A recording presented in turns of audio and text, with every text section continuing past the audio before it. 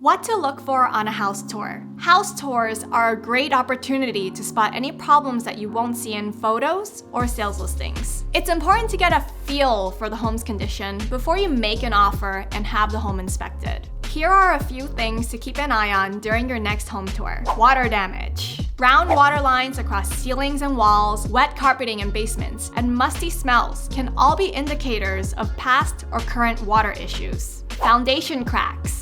Misaligned doors and windows, sticking doors, and sloping stairs or floors could signal foundation problems. Drafty windows. Older windows may not close tightly, which will cost you more to run the heat and the air conditioning. Test a few windows to make sure that they open and close easily and securely. Noise. It's important to open your ears and listen for street noise, air traffic, school bells, and noisy nearby businesses that no house listing can convey. The neighborhood.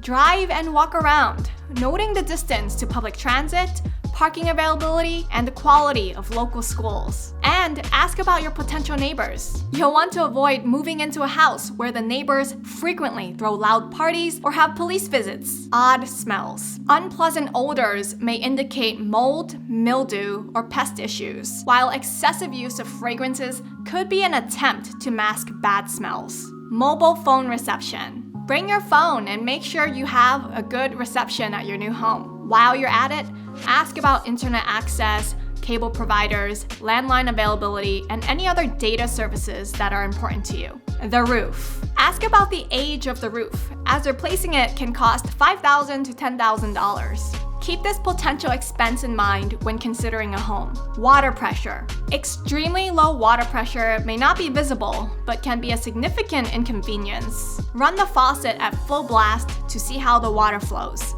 I highly suggest having your real estate agent join you on the tour for a second opinion, as they might catch something that you might miss. That's it for today. Thanks for watching, and I wish you the best on your home buying journey.